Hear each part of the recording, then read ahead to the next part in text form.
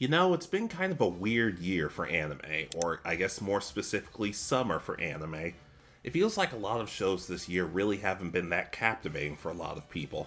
We've had a lot of shows returning this season. For example, you guys know how much I loved Windbreaker Season 2, but it seems like a lot of people are kind of down lately. Whether that's the actual quality or just people setting their expectations too high, it just seems like a lot of stuff isn't really getting the love it deserves. And you guys know I like to be positive on this channel, for the most part. So I want to talk about something different. I saw the trailer for this anime and I was kind of hooked because I never see people talking about, well, bowling in an anime. So I really wanted to give this one a shot. An anime about bowling, friendship, heartbreaking stuff.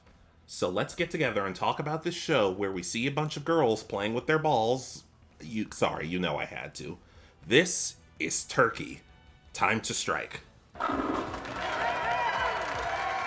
throw! At first, everything seems fine. It's about a group of students in a bowling club who all want to win tournaments, or at least one of them wants to. The girls are all a little different from what you'd expect, though. First up, there's Mai. She's bubbly and happy, and she's very good at bowling. She even gets turkeys a lot, which is 3 strikes in a row, apparently. But after that, she fails after that. Yeah, this girl is not that great of a closer when it comes to bowling, but she's friendly and happy, and you really root for her just because she wants to bring the best out of everybody, including her friends. Next up, there's Rina. Rina is quite the opposite of Mai. She's cold, serious, and only wants to win, and she gets frustrated when the team loses. You want to root for her to win, but at the same time, she comes across a little bit harsh during the first several episodes.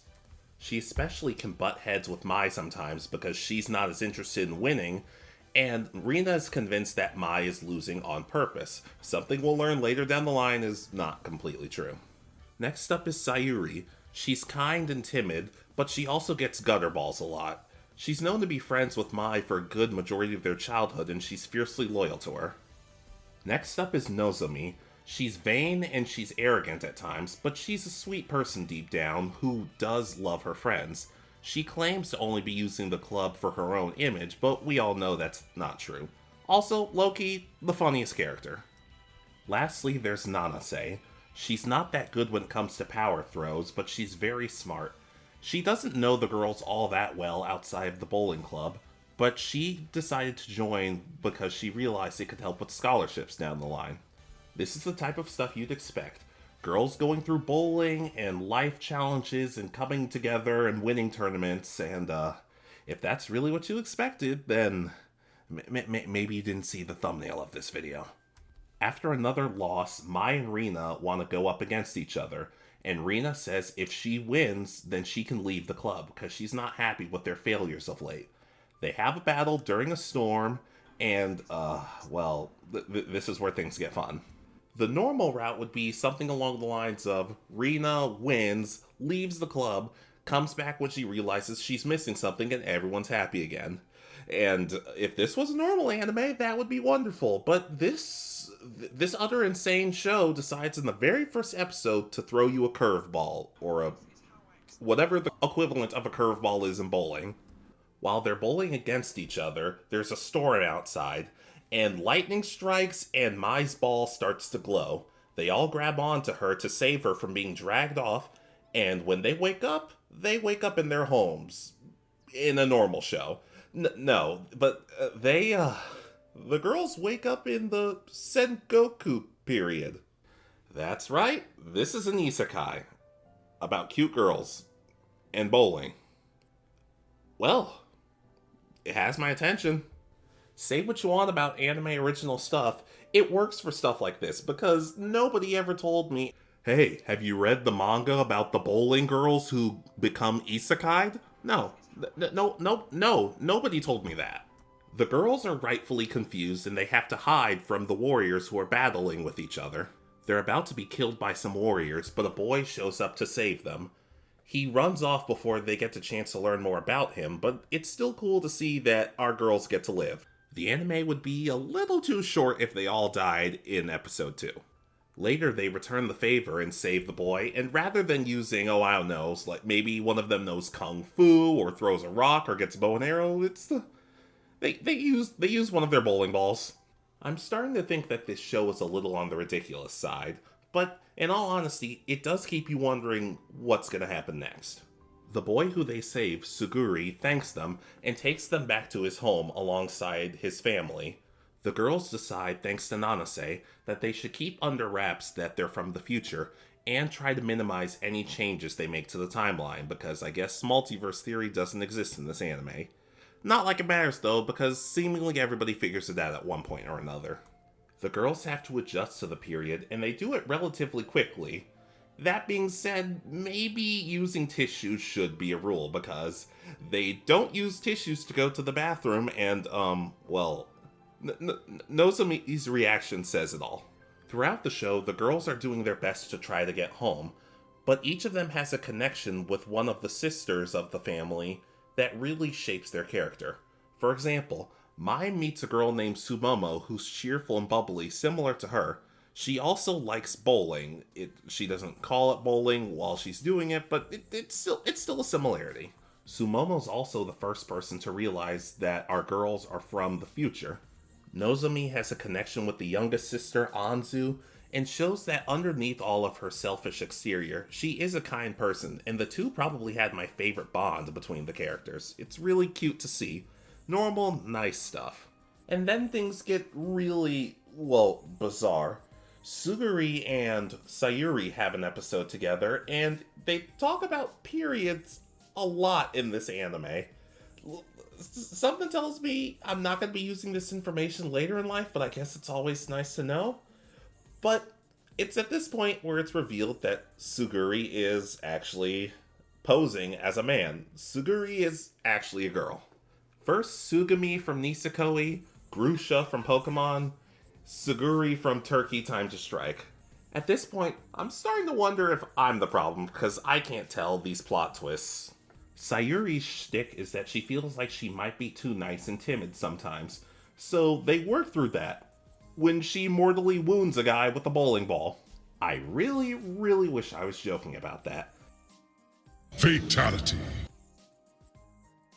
Yeah, this show does a really weird job of establishing its characters and traits. Don't get me wrong, you know who everybody is and how they're supposed to act, but at the same time, it's so off-the-wall insane with some of the stuff it does that you can't really get a read on it. I will say though, the show knows what it is and it fully embraces it. As the girls try to find a way back, Rina is still upset about everything, and we learn why that is.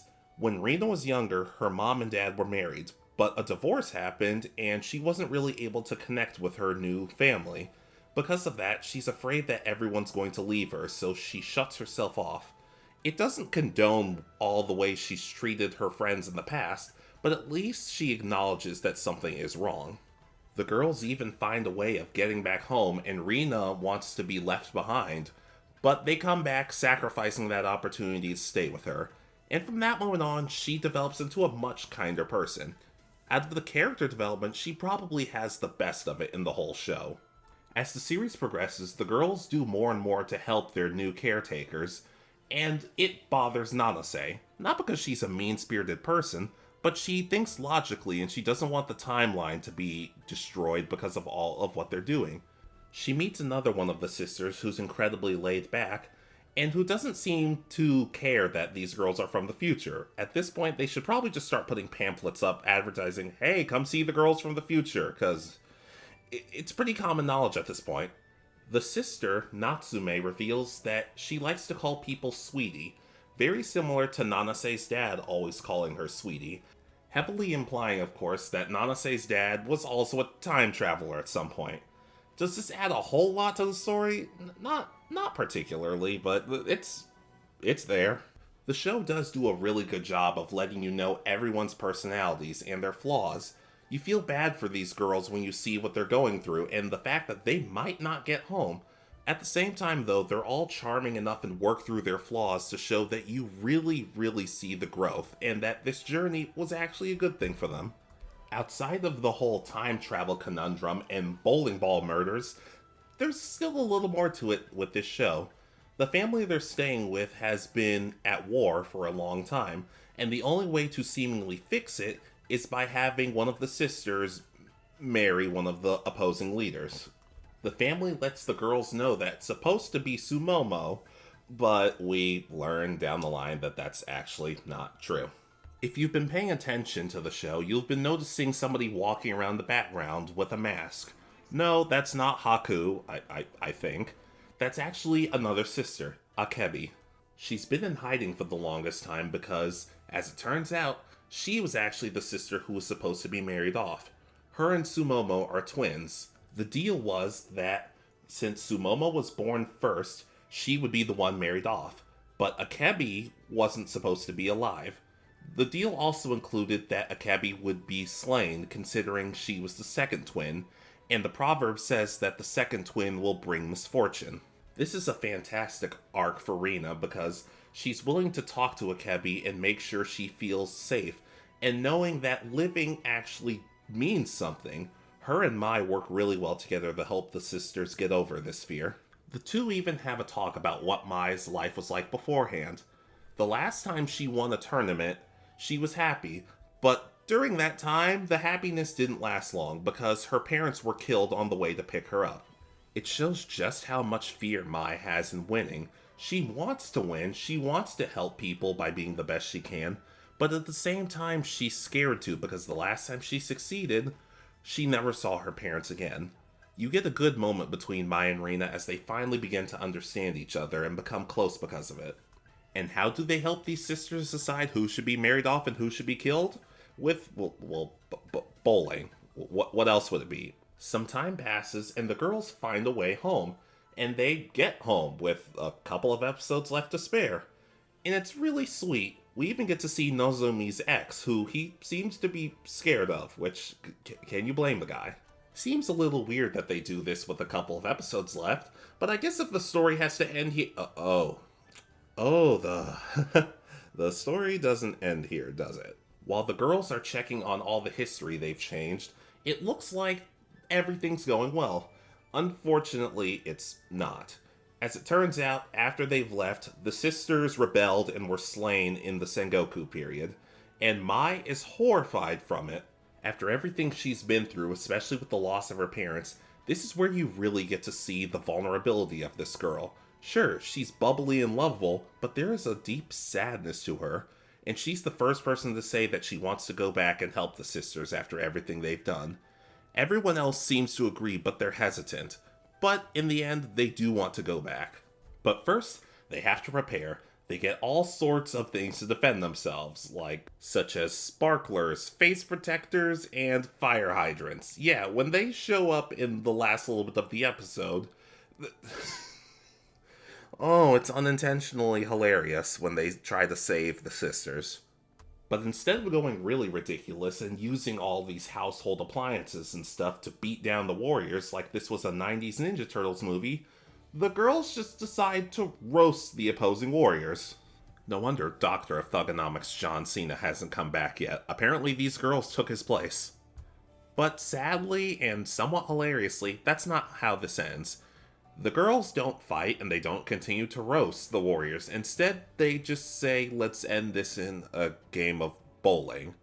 Not like a singing competition or anything. I mean, come on, I figured it'd have a chance. They all sing the opening together. Each of the girls has to get a strike. If everyone gets a strike, everybody gets to live. But if anybody messes up, well, the opposite. Things start to go well. The first three girls reflect on all they've learned and how they've grown, and they each get a strike. Rina tries to get a strike, and, well, the opposing warriors try to cheat. Rina gets hurt by a spear, and unfortunately, she gets a split. And just as it looks like the girls have failed, Mai vouches for a second throw, because in bowling, there's always a second throw, because, well, that's the point of the show. It's at this moment where things come into perspective for Mai. She really has never hit a split like this before, and she reflects on everything and the fact that the whole weight of what's going on is on her shoulders. And with that, I'm spoiling everything else in the show, she wins. That's the interesting thing. Rena only cared about winning in the beginning, and Mai was unable to win in the end, so the fact that they were able to reverse that for their characters really is a brilliant stroke. The girls return home, continue living their lives, and when they graduate, they leave Rena in charge of the bowling team. There's a plot twist that involves Mai's caretaker Haru, and I'm not going to talk about it, even if I've spoiled everything else in this review, but let's just say I still don't quite know how to feel about it. And that is Turkey Time to Strike. Is it good? Is it bad? In my opinion, I don't know. The series has really likable characters and knows what it is, and the storytelling is pretty decent. That being said, some of the premise is just so off-the-wall bizarre that I'm not really sure how to rate it sometimes. I definitely was never bored watching the show, but I really don't know how to properly grade it. It seems like most fans of the show don't really know how they feel about it themselves, but I don't necessarily think that's a bad thing. No matter what was going on, I always wanted to talk about this show. There were some missed points, and there was some stuff I think could have been done a little bit better, but I always walked away wanting more. I don't know if we'll ever see our Turkey tribe again, but I'm definitely going to miss these girls, and maybe sometime down the line, people can see why. What do you guys think, though? Have you seen this show? Did you expect the plot twist in the very first episode? You willing to give it a chance? Just let me know. Be sure to like, comment, subscribe, and I'll see you next time. This is Alex saying, remember, in life and in bowling, there's always a second throw.